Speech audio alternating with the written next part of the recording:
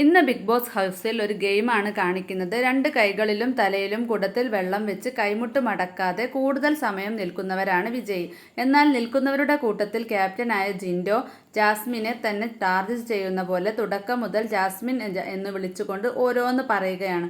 അപ്പോൾ ജാസ്മിനും നന്നായി മറുപടി പറയുന്നുണ്ട്. പിന്നെ റസ്മിനെയും ഗബ്രിയെയും ഒക്കെ പെട്ടെന്ന് ഔട്ടാക്കുന്നു. അൻസിബയെയും ശ്രീരേഖയുടെയും കൈ നിവർന്നിട്ടില്ലാഞ്ഞിട്ട് പോലും ജിൻഡോ അത് മൈൻഡ് ചെയ്യുന്നില്ല. അങ്ങനെ ജാസ്മിൻ കളി നിർത്തുകയാണ്. അവസാനം അഭിഷേകും സായിയും മാത്രം ബാക്കിയാവുന്നു. എല്ലാവരും അഭിഷേകിൻ്റെയും കൈ താഴ്ത്തുന്നുണ്ടെന്ന് പറയുന്നുണ്ട്. അവസാനം സായി തന്നെ വിജയിയാകുന്നു. എന്നാൽ ജിൻഡോയുടെ ഡിസിഷൻ പവർ ടീമിലുള്ളവർക്ക് പോലും ഫുള്ളായിട്ട് അംഗീകരിക്കുന്നില്ല. ജിൻഡോ അത് ന്യായീകരിക്കാൻ നോക്കുന്നുണ്ട്. പിന്നീട് ജാസ്മിനും താൻ കൈവച്ചതിനെ പറ്റിയും ജിൻഡോ തുടക്കം മുതലേ വിളിച്ചു കളിക്കുന്നതിനെ പറ്റിയും പറയുന്നു. പിന്നീട് കാണിക്കുന്നത് സായിയും കൂട്ടരും സന്തോഷം പങ്കിടുന്നതാണ്. പിന്നീട് ബിഗ് ബോസ് എല്ലാവരെയും ഹാളിൽ വിളിച്ചു കൂട്ടിയിട്ട് ഈ മത്സരം റദ്ദാക്കുകയാണെന്ന് അറിയിപ്പ് കൊടുക്കുകയാണ്.